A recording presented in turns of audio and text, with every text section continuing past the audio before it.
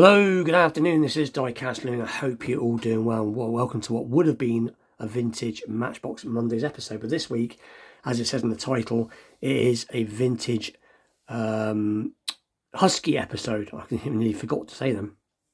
As I said before in a previous video, that I am going to start, if I come across them, I am going to start buying some of the earlier Corgis and some of the Husky cars if I come across them. I'm still going to do vintage Matchbox Mondays. I'm still going to do vintage Matchbox because that is one of my favourite things to collect. But like I said, I was lucky enough again this weekend when I was at my favourite open air flea market after work. I did come across a cool Husky piece. And again, this is another piece I'd had my eye on for a week or two. And I just pulled the trigger and decided to buy it. So we're not really looking at too many pieces this week.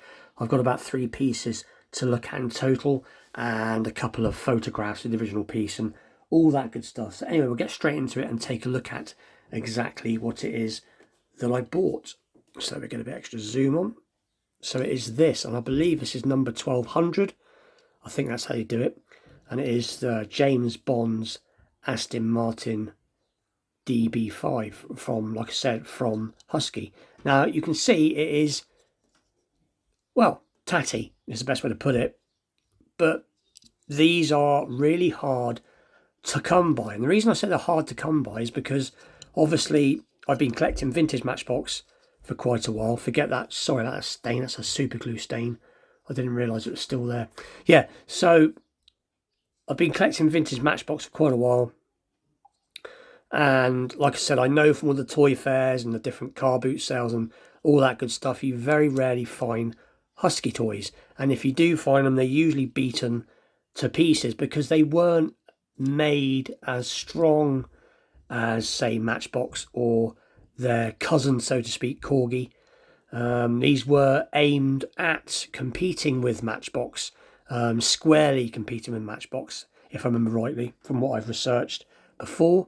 Corgi tended to be their own thing, and like I said, Husky range were, from what I can gather, some of the earlier ones did come in boxes, and like I said, they were squarely aimed at the Matchbox market. But they, like I said, they were a flimsier toy, but that doesn't mean they weren't as well made. Some of the Husky stuff that I've come across is very well made, metal base, metal body, all that type of good stuff. But on average, they were usually like this. So quite a light casting with like a plastic, it is a plastic base, usually a chrome plastic base. And these wheels are very similar to the older Matchbox examples from like the earlier Matchbox wheels from the early 60s and what have you. So like I said, they were in sort of competition with it. And they are very similar to some of the, so this style of base is very similar to the later sort of late 70s, early 80s Corgi. They had a very similar sort of base to this, that sort of the suspension's part of the plastic there. But I think Husky was always done a little bit better than the Corgi versions of these. Corgi, by the time the 80s, late 70s, 80s came on, they did take a cheapness. They did seem to have a cheapness to them. And I might pick a Corgi up in a bit from downstairs just to show you what I mean for those that don't know. But anyway, I've always liked the earlier James Bond cars. And because I've been trying to find Corgis to buy, keep calling them Corgi, Huskies to buy, Husky toys to buy, I've always quite liked this one. Now this one, I will show you the version of this, what it would look like if it was mint, so just bear with me.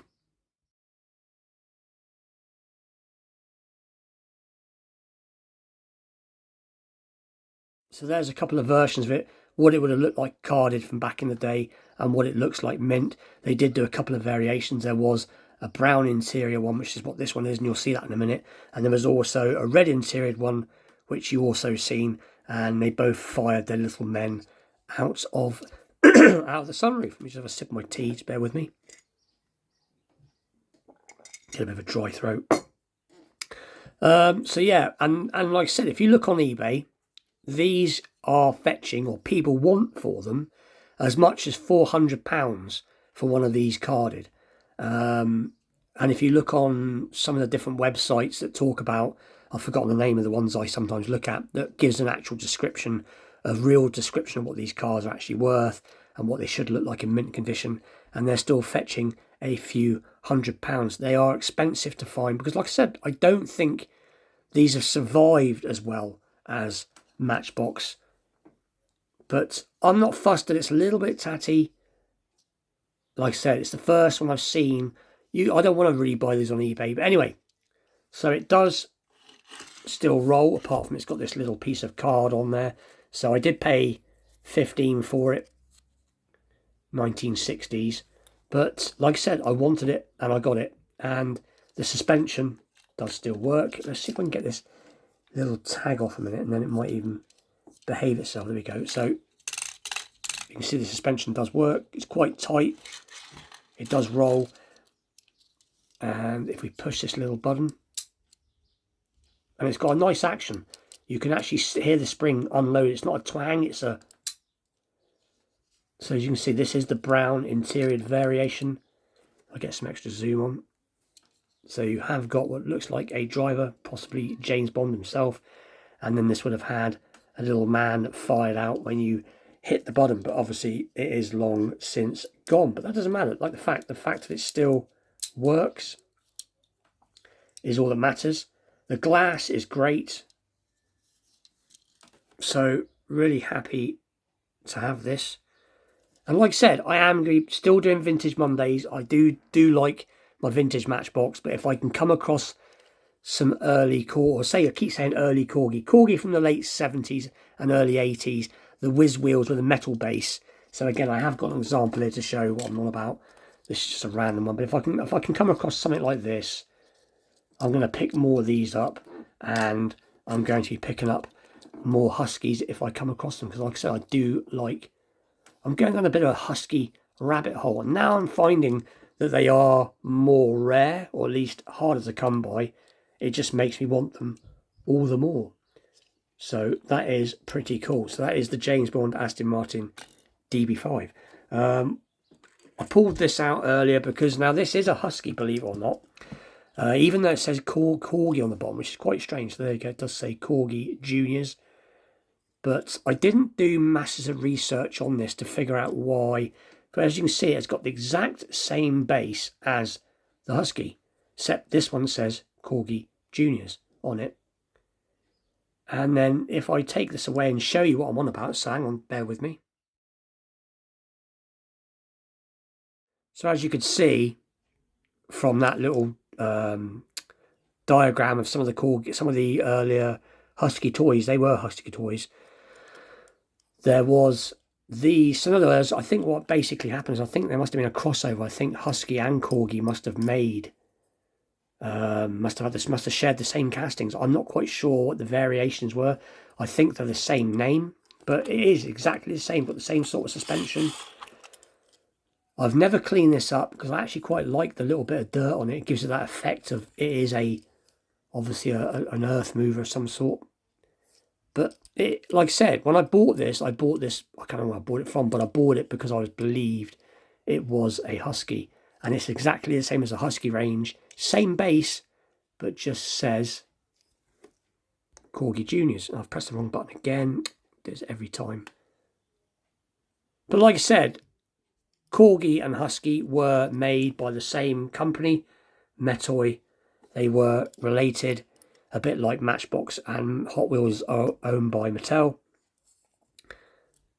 So anyway, but I just thought I'd show that and thought it was interesting. This is probably one of my favourites. Well, it is my favourite. It's my favourite Husky toy model I have. And there's an interesting story to this one. So this is a little Husky Ford Thames van. But when I was a little boy, I had one of these. Now this one's from the 60s as well. I'm not quite sure. I think about 68. But I had one of these as a little boy. Don't remember where it came from, if I'm completely honest, because I was very young when I had it. Obviously, it was being given to me. Now, this originally would have had a ladder there and a little antennae there, antenna, whatever you want to call it. This would have been a TV van, like a radio rentals van or a TV van back in the day. But when I was a little boy, I thought it reminded me of Postman Pat's van or our Royal Mail van from where I live. And I used to open up the back, which if I carefully open it up, and in the back there is actually some parcels. I don't know how clear that's coming through. And I pressed the wrong button. I keep doing this. You can see there's some parcels in there, or whatever it's supposed to be. But I used to shove pieces of paper in there, make out I was delivering the mail, as you know, as you do when you're a little kid and nice to play with it. Anyway, I don't know what happened to the car. It long since went. I just remember and completely forgot I had one. And then one day at a car boot sale, or wherever it was I got this from now, I remember seeing this sticking out of a box, picked it up thinking it was a Matchbox. And as soon as I picked it up, I had a flashback right back to being very young and thinking, no way, it's one of those vehicles that I had as a kid. So I snapped it up. It wasn't expensive, it was a couple of pounds. And then that's when my sort of rabbit hole for Husky started. This is in remarkably good condition from a car from the later 60s. A few little bits missing, but that doesn't bother me. Because with a lot of these older toys, it is about the nostalgia.